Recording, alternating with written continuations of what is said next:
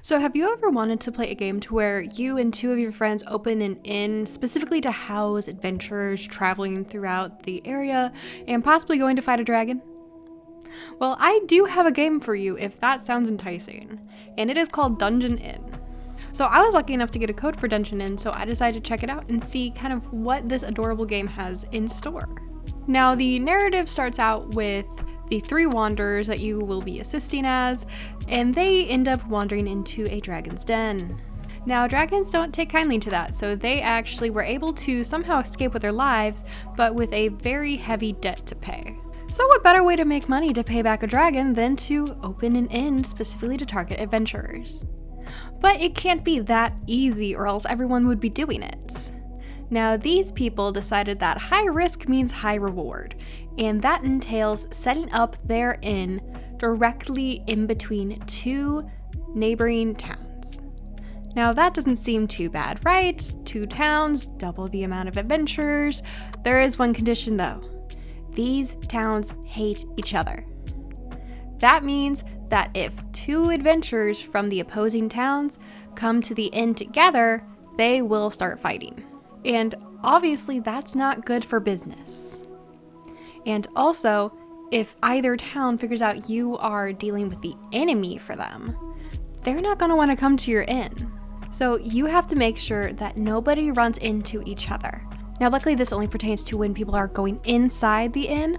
Once they're inside, they will be designated to one half or the other to where they are specialized in that said town. But there will also be little hidden events that happen throughout your time running this inn, where maybe a weird sound is heard on the other side of the inn and people have questions. Or maybe something goes wrong and you need to tend to one of the guests.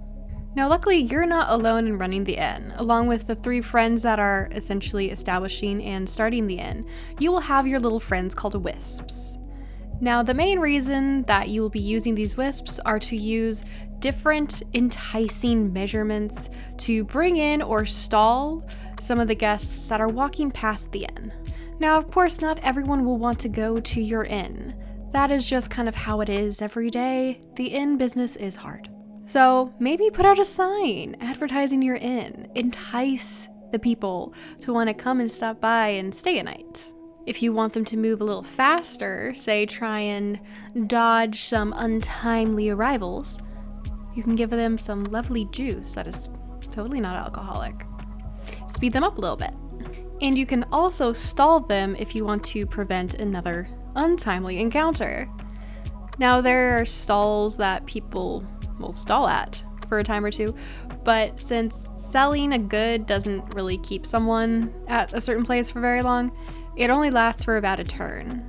Now, if you really need someone to not approach the inn for a bit, maybe you're funneling through the other town at the time, you can put up the Wheel of Wonder. This will stop people for about 3 turns and give you plenty of time to make sure that nobody runs into each other and starts a full-out brawl in front of your inn. Now, since adventurers come in all shapes and sizes, that also means that the walking speed differs between certain types of adventurers. So this is also something to take in mind. This also means that different attributes for all of the events that you're putting out affects each adventurer differently.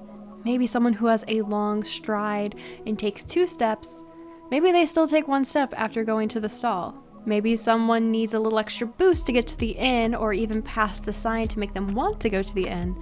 So you put in the lovely enticing liquor to make sure that they reach the inn before the time runs out for it and it disappears.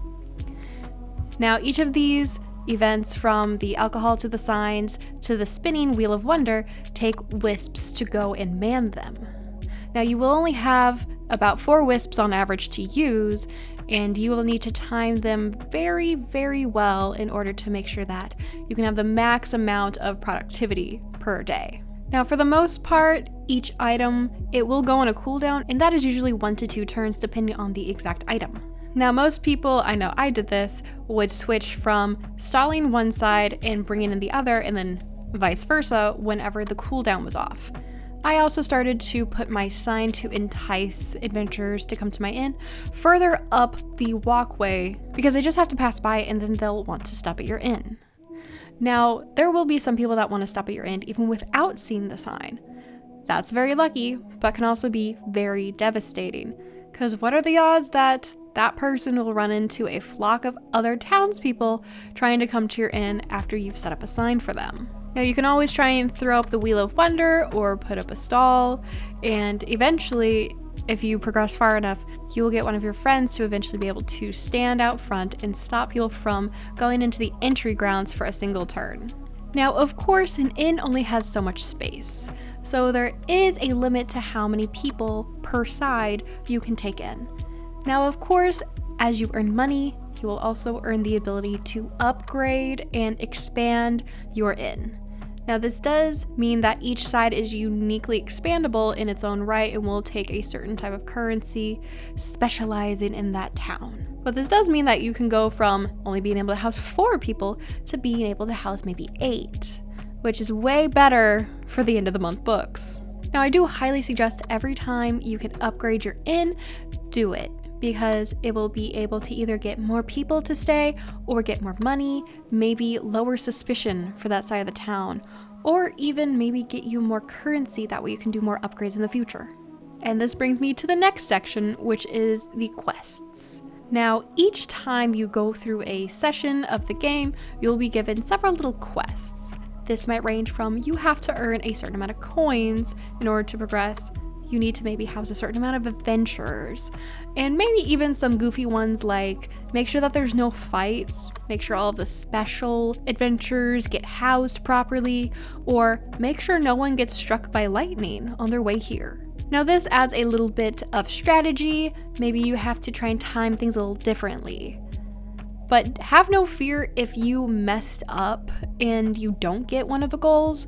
You can actually start from any of the several weeks that you were given and just go back to a certain point. Maybe you know you messed up in week 3.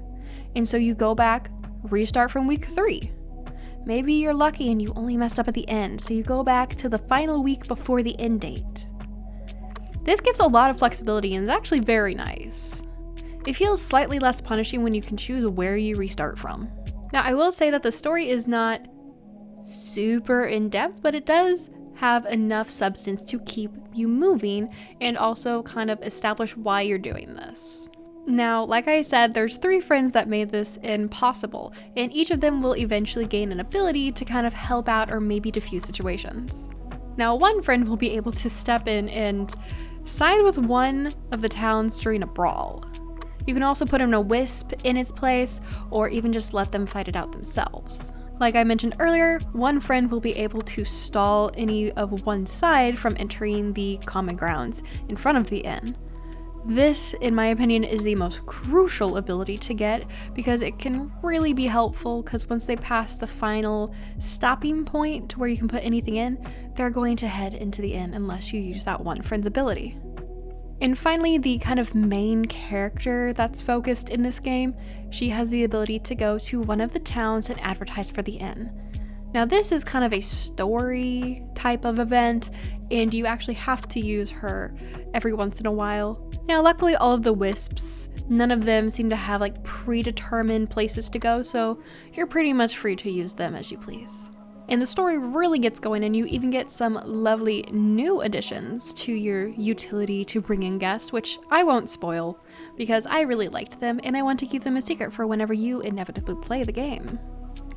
But a very kind blue-haired girl with some mysterious hidden agendas shows up and somehow just becomes a member of the team.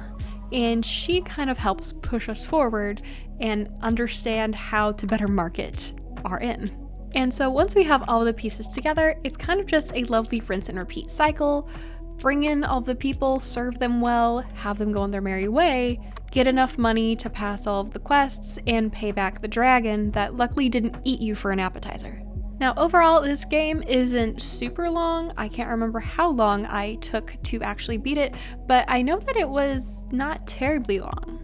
So that's really good. I feel like the game has a really good balance between story and things that you can do, and whenever the game ends, when you complete the story. which is actually quite satisfying. I was both really happy and kind of bummed out because I was hoping maybe there'd be a few more little additions that I could do, but overall, it doesn't overstay its welcome, which is the best thing I can ask for a game to do. So overall, if you like cozy management type games, I think that this would be a great one for you to try out, especially if you like kind of a sprinkling, a subtle hint of D&D. I think it would be very fun.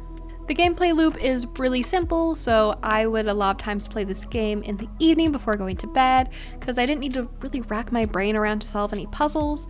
It was just nice, casual, here, let's try this strategy for how to set stuff up.